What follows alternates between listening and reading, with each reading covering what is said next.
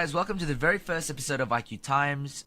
I am your host, Jay. I am accompanied by my co-host, Andy, and our very first guest, Terry, which works for InvestHK. We're going to be going over the Wiki pages, and then we have a few questions for him later as well. Feel free to comment anything, and I'll reach back to Terry so you can ask him the questions yourself. Now, firstly, Andy, do you want to introduce yourself? Yeah. Hi, guys.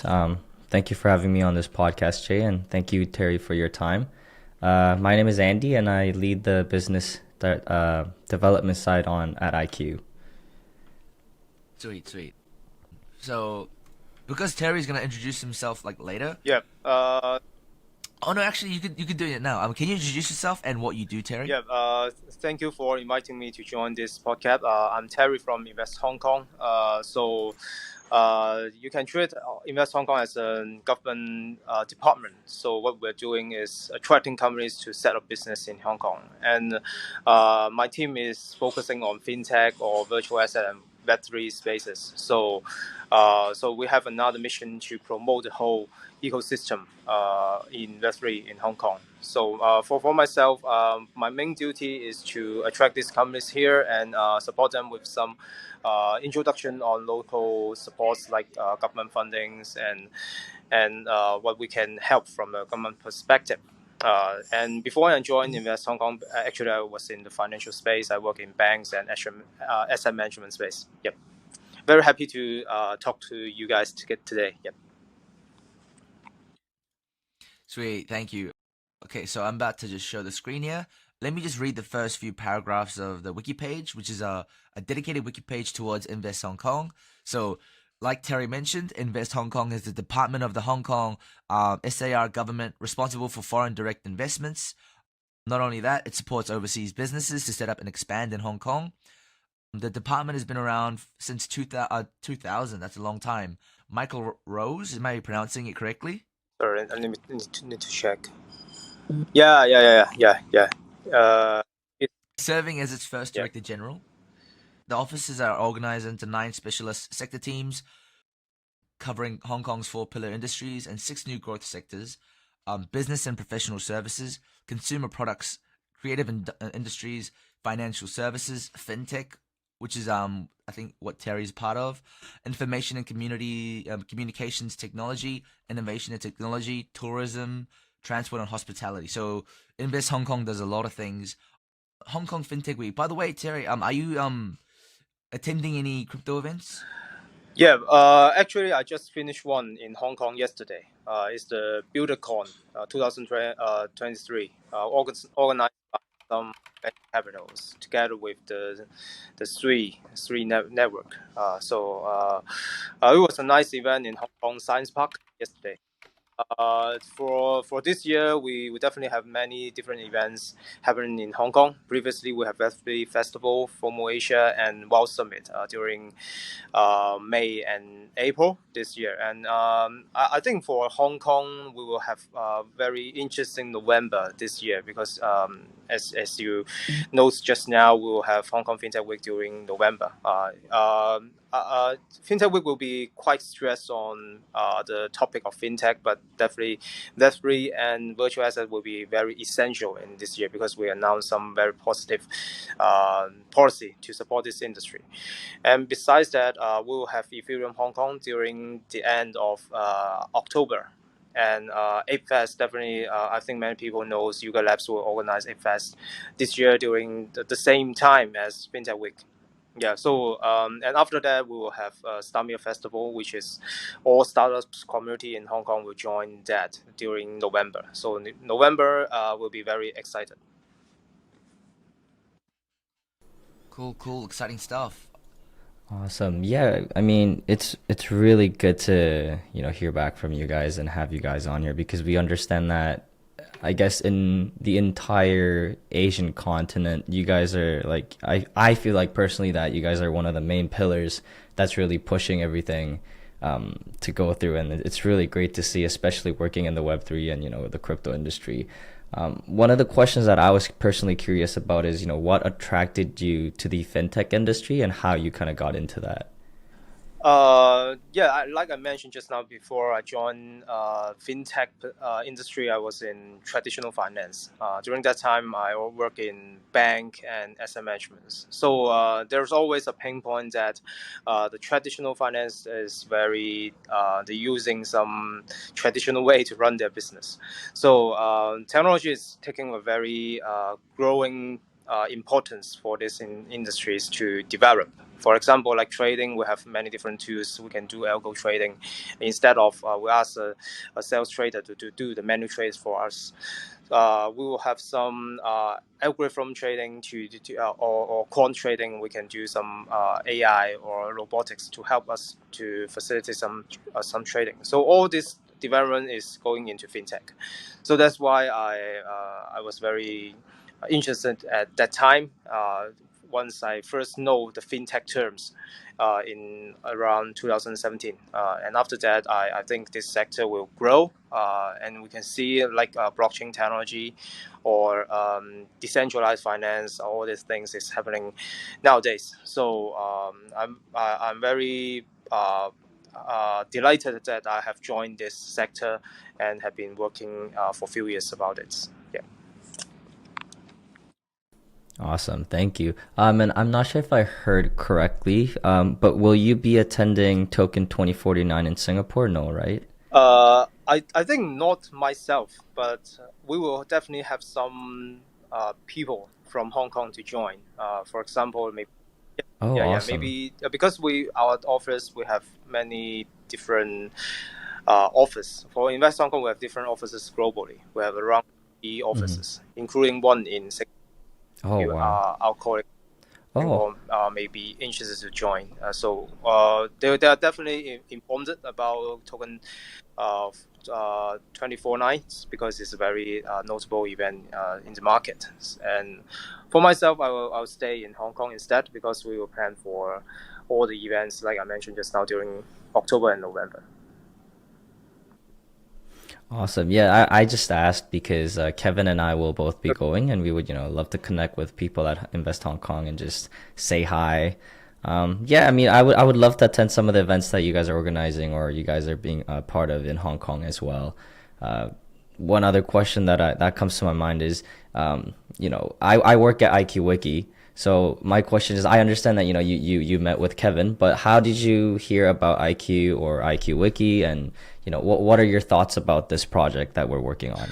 Yeah, I think it's very interesting because in traditional Web2 space we have Wikipedia is everyone use it, but for anything to cover in Web3, I think for the internet we know just what we use now is not heavily covering this sector, but many people is very interested to know more about what's happening in Web3 or blockchain technology. So this we do we have some official or more trustworthy content to read on. So maybe you guys is doing that. So I think it's very important for the whole sectors to evolve, and it's definitely a good job for the audience. Yep.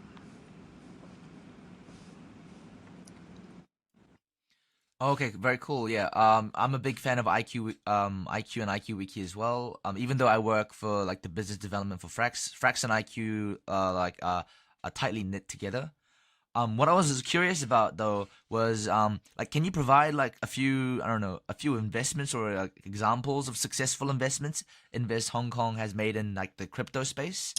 Yeah, I think the thing started from the November last year because we announced the policy statement on virtual assets during the FinTech Week last year. So the news was spread very quickly to global audiences. So we came across with many different market practitioner to look for the opportunity in Hong Kong.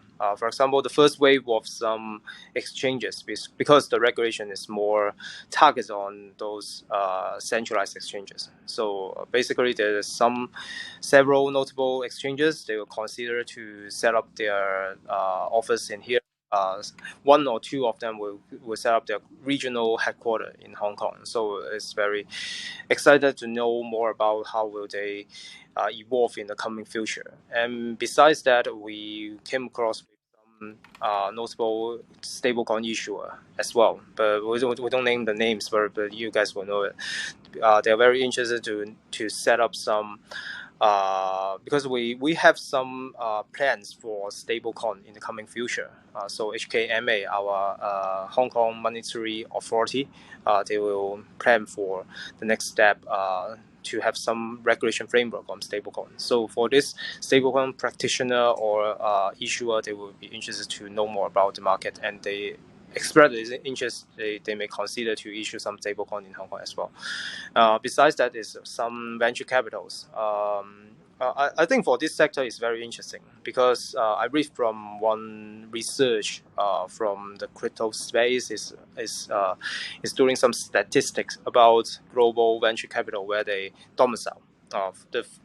Actually, Hong Kong is ranking number 3 in global cities. The first one is San Francisco, and the second one is New York. And we are await forward the fourth one. Yeah. And for this sector, quite a number of companies right now they are looking into maybe set up a venture capital in Hong Kong. So look for planning for a coming future, a longer plan for investment and doing their portfolio management in the city. Yeah, so these are all the observation for the first half year of 2023. Yeah.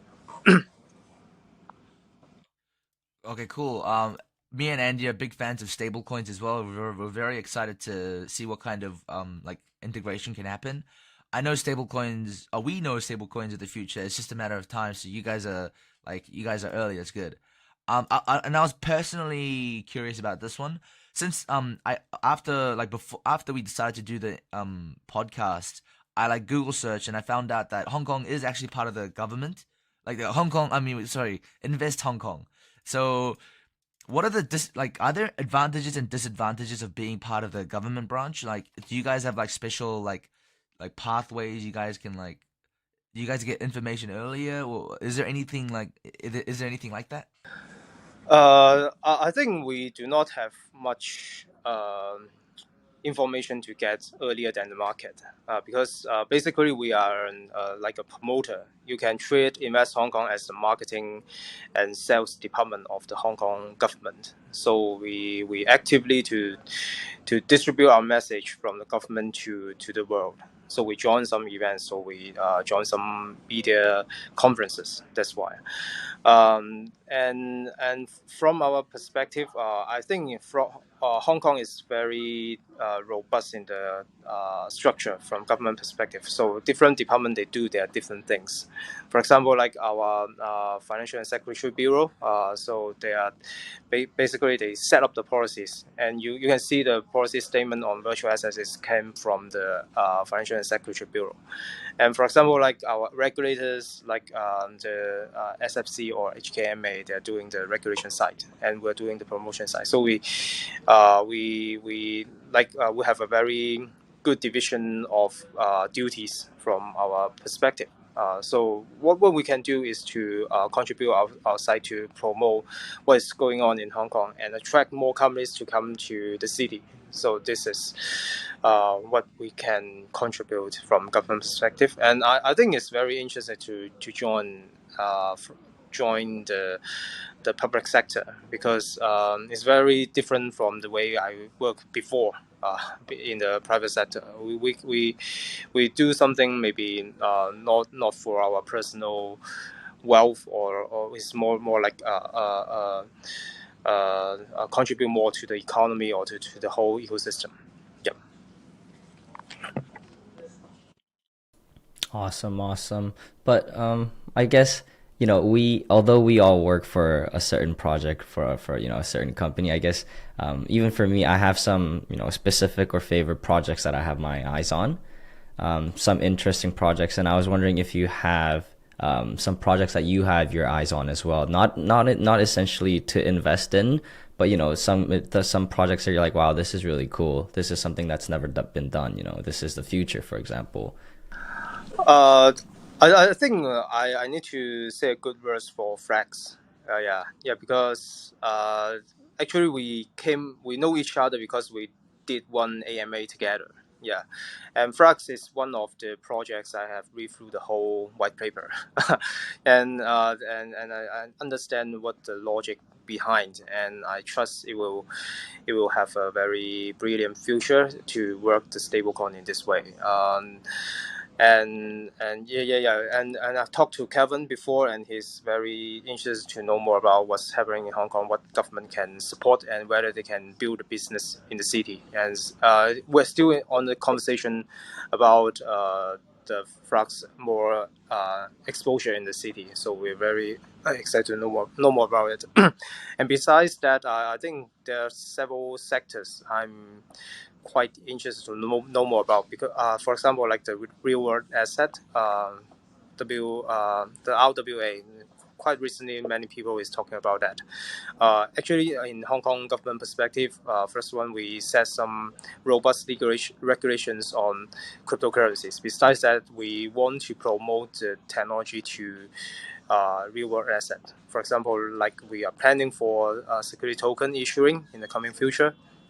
So for this kind of traditional financial securities or traditional physical assets, whether they can be tokenized and traded in market to facilitate all the investors they can entry into the market in a lower barrier, or whether they can save the cost.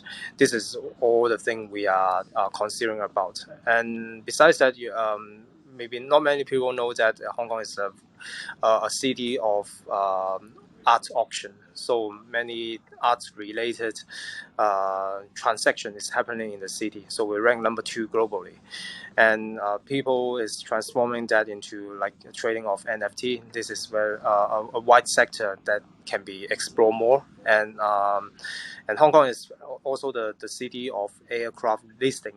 And whether the aircraft leasing part can be tokenized and be invested by many investors, including retail investors. So I think in the future this can be happens or it can be implemented if we have a very robust framework on regulation, and we have more market participants to know more about this kind of innovations.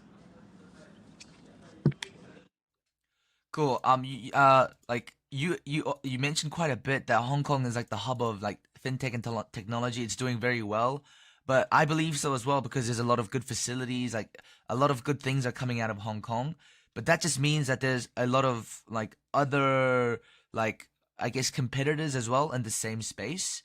Like I just like to like what separates you from your competitors? This might be difficult to ask since you are like a government agency. There might not be any competitors at all, but if there are sort of other similar investment like companies, what makes InvestHK stand out? Yeah, understand. I think from government perspective, we do not treat any other companies or jurisdiction as our competitor. We will regard them as maybe more like our partners to do some different things, because different nations they have different focus, and I think we will have different segmentations on acquiring different companies to come to Hong Kong. But I can say from Web3 or virtual asset sector, Hong Kong is very supported from the government perspective, and we want to make the regulation very clear. So all the companies, when they come to Hong Kong, they will know what they should be do under regulated, what is not. So this is a message we want to promote to the market. And from the technology side, we definitely very is embracing the technology to do more things in Hong Kong. For example, we have some government fundings provided for some companies to do research and development in the city, including they do hiring on full-time researcher in Hong Kong. We do have some funding support as well. So we need to we think we want to outstand in the Web3 space and maybe contribute more to the ecosystem. So more companies will be interested to set up here in the city. Yep. Okay, cool. Yeah, that's what I sort of imagined as well. Like, it's cool that you guys are going through it very transparently. This is like a personal question of mine as well, because I used to be like a business major, but I was always like curious about other companies' is like business development cycle, which is like how you find a potential like asset or something that you want to invest in, and like does Invest Hong Kong have a team to scout out certain prospects, and is there like a screening process? Like when you guys pick out early products or investments, like how what's the like the average development cycle of how you guys pick and choose to like invest or work on or work with? Yeah, I think for this we have three different ways. First one is like I mentioned just now, we have around 30 different offices globally, including major cities, you name it, like New York, San Francisco, Singapore, London. We have local people there, so they will help us to when say it's like some lead generations from the city.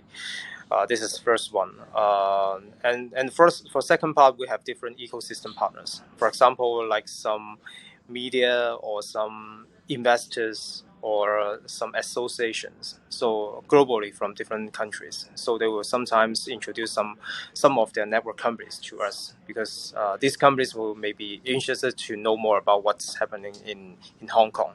And we can definitely introduce to them from the more official perspective. This is the second part.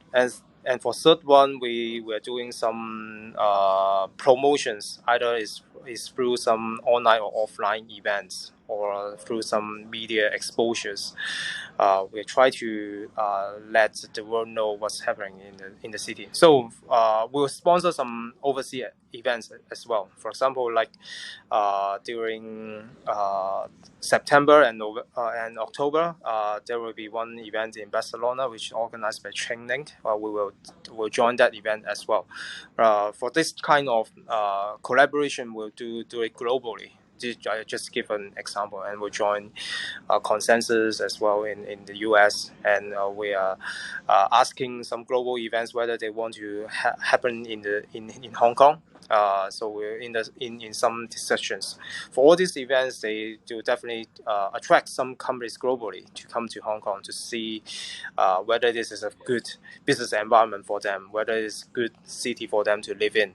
Yeah, so we have several different channels to help us to do the whole business cycle. Yeah.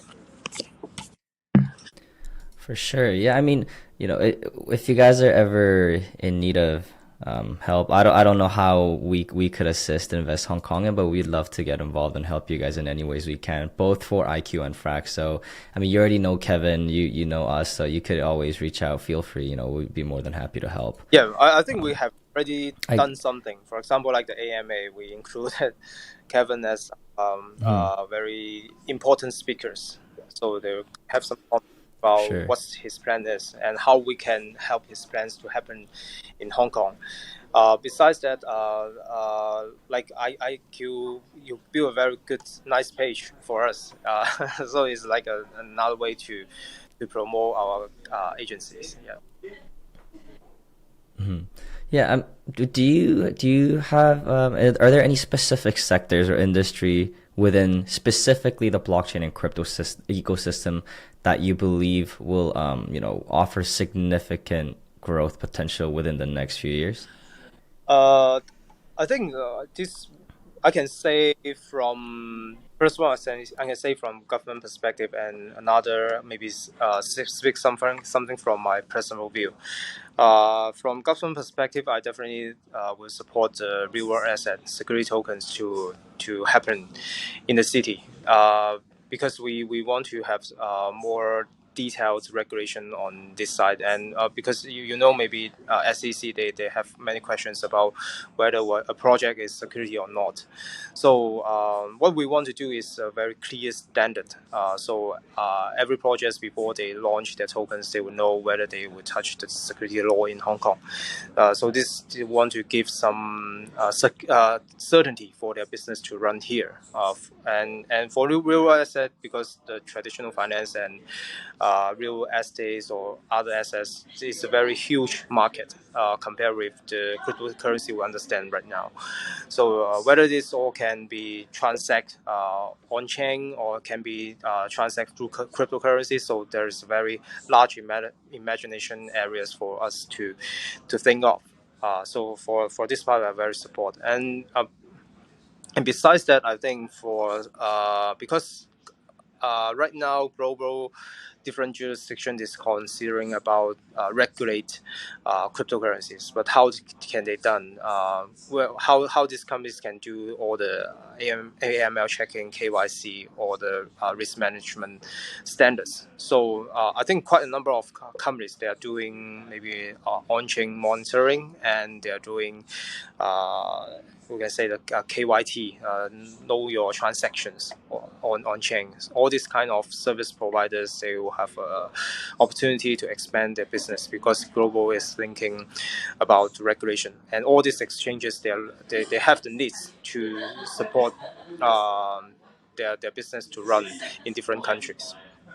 And from my personal view, I trust that different sectors in the Web3 space, including DeFi or GameFi or NFT art, they will keep evolving because I think all these sectors, they are not first time to happen in the market. For example, like GameFi start from 2017. One of my friends, they came across with first GameFi project at that time, and at that time it's like a DOS game compared with we can play different online games already. But the second wave during 2021 for the GameFi is more mature already, but for tokenization is a very high challenge. But I think in the coming future, for all these games can be more user friendly, and we can maybe enjoy the games instead of we want to trade or we want to earn a lot from the game. So all these subsectors will keep evolving. Like NFT, we will have more innovation in this sector, and for some project to be happen or build an NFT community, it will be more mature in the coming future. So for the sectors right now we have already, it will keep evolving, and I'm very optimistic for the whole development of these subsectors. Yeah. Definitely, yeah. I mean, even for specifically NFTs, I think personally when I first got into it or when I was first searching up about it, it was mostly for the art or, you know, like profile photos. But I see more NFT projects and other projects in general that are really, really trying to be smart with the utilities. And I think it's becoming something that's just more than just artwork, which is great to see. I guess the only thing that we gotta hope for is the next bull market so that it attracts more brilliant minds to, you know, come up with new ideas. And, you know, Invest Hong Kong as a government organization, and I guess in Hong Kong in general, you guys are, you know, I would say personally, you guys are the leading movement in all of Asia, and you guys are like the pillar, as I mentioned. I feel like you guys are ahead of other Asian countries. And so I would love to hear some more insight on where you see Web3 and cryptocurrency in the next 5 years in Asia, or more specifically, even for Hong Kong. Yeah, I think for the Web3 and virtual assets or cryptocurrency, they will, like I mentioned just now, will keep evolving. And I trust there will be some very good projects coming into the market. For example, like DeFi. Maybe right now we can only do maybe lending, deposit, or do transactions through some decentralized exchanges. But in the coming future, I think maybe asset management can be do so, because some of our friends might come across to us. They are doing decentralized asset management. So for individuals, they can be investors, they can be asset managers. So like this kind of innovations, it will keep evolving in the market, and I think I trust in the 5 years time, maybe for some maybe more related to our everyday life can be used in cryptocurrencies. For example, like if we spend in a commercial, or we go to a restaurant to have a dinner, we can pay in cryptocurrency maybe. Yeah, and right now we can see some projects is doing something like that. For example, there's one in Hong Kong. They're doing all the coupons gathering. Because if you spend in a commercial, sometimes they give some coupons or VIP access to you, but all the coupons you do not know the days of expiration. You will keep the physical paper of the coupon. Is very troublesome to all the users. So some project is thinking they can do it in a crypto way. So all these coupons can be gathered in a wallet in form of cryptocurrencies, and they will have a universal coupon. So we do not have to gather different kind of coupons from maybe a grocery shop and a restaurant, which is they do not have linkage between each other. But in the future, maybe cryptocurrency can solve these problems. So the coupon I gather, I can use in another way, or I can transfer back into my bank account.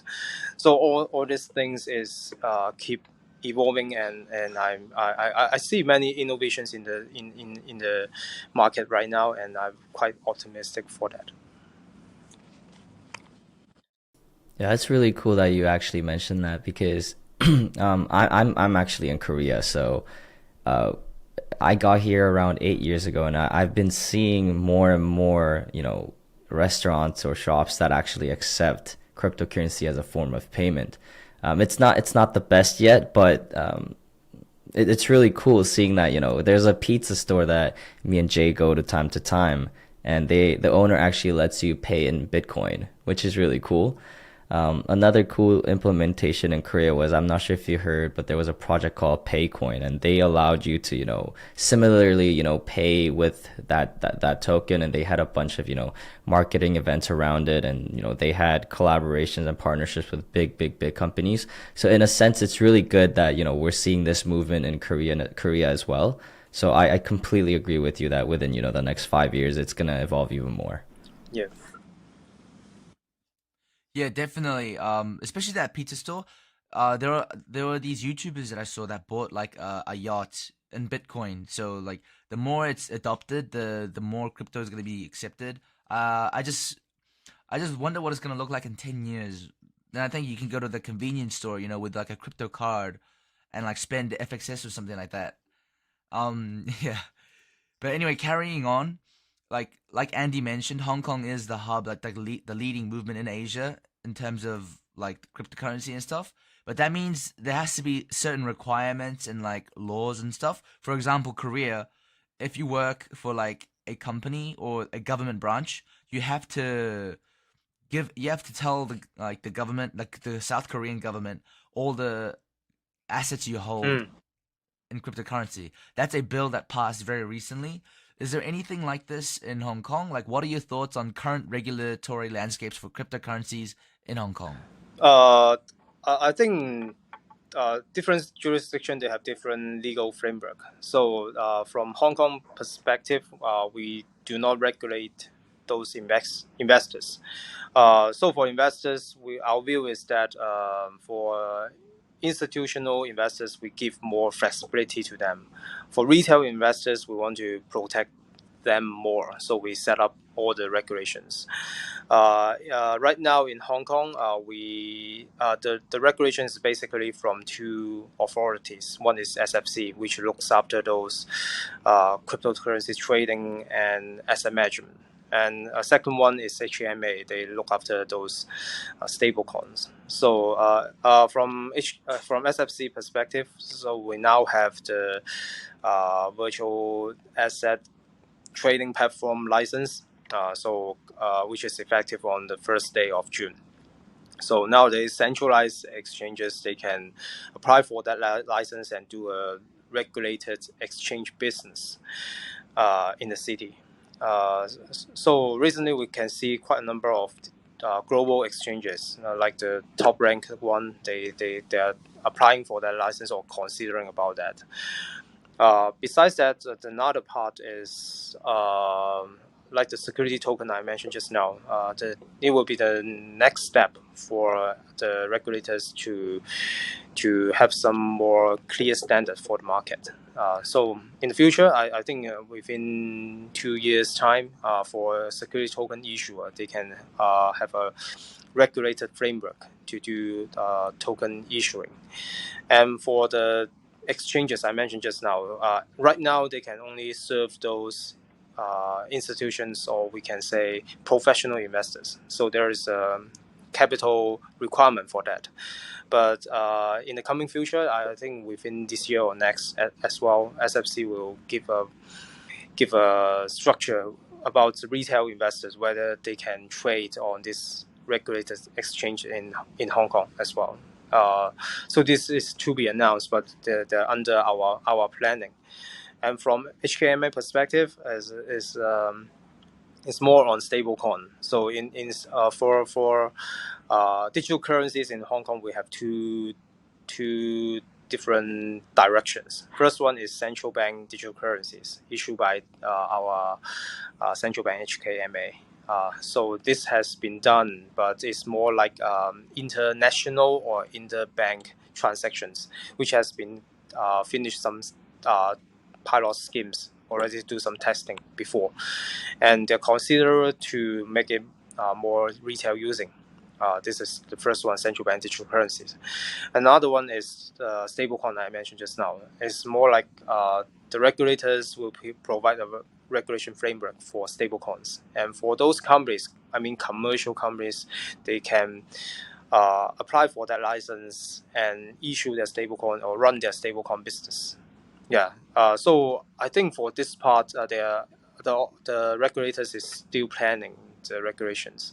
It can be done in maybe next year. Yeah. So all this thing is on our schedule, and regulators is planning for giving some certainties and some protections to our investors. Yeah. Okay. Yep. Okay. Yep. And I can speak more about investment. So basically, for investors, so you do cryptocurrency investment in Hong Kong, we do not have much restrictions, and the government will not maybe monitor or do any constraint on investor side. Yep. Okay, that's interesting. Okay. You guys talk about securities and stablecoins, but this is just another like a side question. Is Invest Hong Kong ever gonna make like their own token or asset? Do you reckon? Like, I think you mentioned securities. Is there like is this? Like, can you mention this or not? Like stuff like that. I think for our department is not very likely, but for Hong Kong government, they have some plans whether it's possible to do a chain for Hong Kong, a public chain for Hong Kong. So because many different researchers or authorities, they're giving comments to our government. So basically, the way that Hong Kong government is running is that we are very open to market comments or suggestions from different notable people in the market. So some suggest them to have some public chain for Hong Kong. So we'll make it decentralized, and the notes may be more transparent.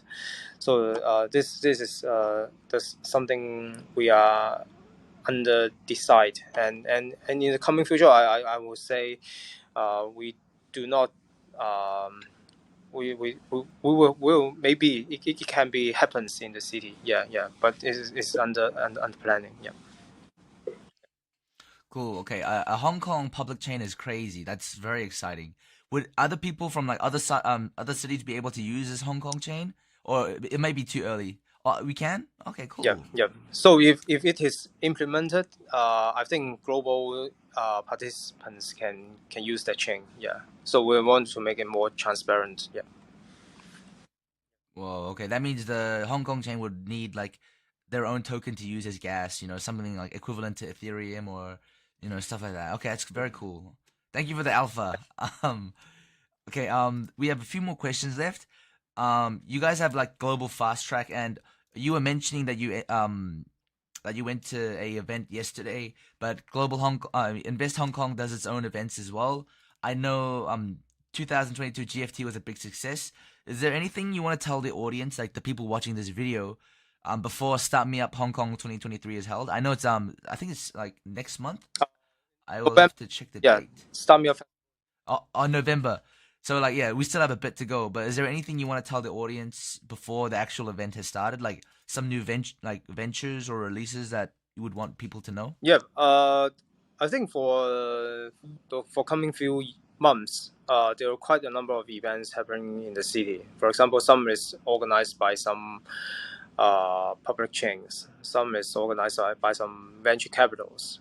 And we'll have the Ethereum Hong Kong in October, and we organize the Hong Kong Fintech Week during the first week of November. Yeah, it will be quite a large event, and we'll see when many side events will happen in the city.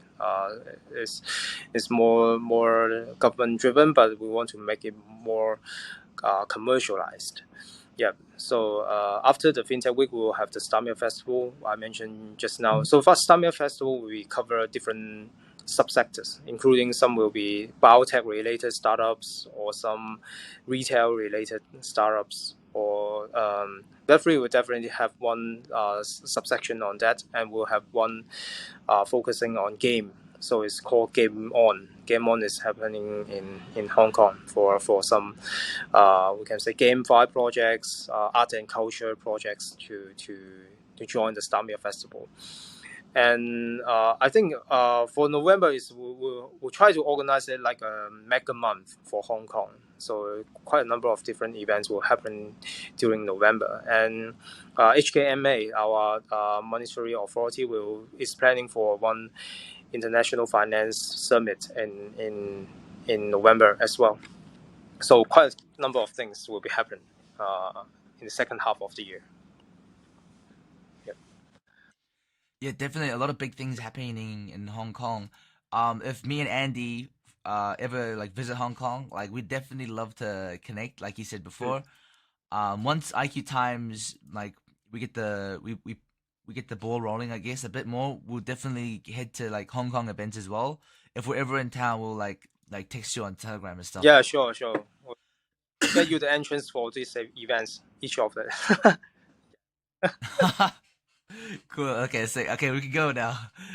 So just like a bit of the closing remarks. Thank you so much. I mean, like this is very short notice, and we're honored to have like such a big like project that's even like funded by the government to just be our first episode. To the viewers, if you want to read more about Invest Hong Kong, we'll leave like an IQ.wiki link in the description, so feel free to check it out. Andy, is there anything that you'd like to add, like in the closing? No, nothing specifically. Again, thank you so much, Harry. I got quick notice, and you gave us a really, really good, all the good answers on all the tough questions, and you gave us some offers here and there. Really thankful for your presence in this podcast. Thank you again. No, I need to thank you guys again for inviting me to join, and I think there's quite a number of things. Exciting things happening in both Korea and Asia and Hong Kong. Yeah, so it's very excited to know more about what you guys will do in the coming future.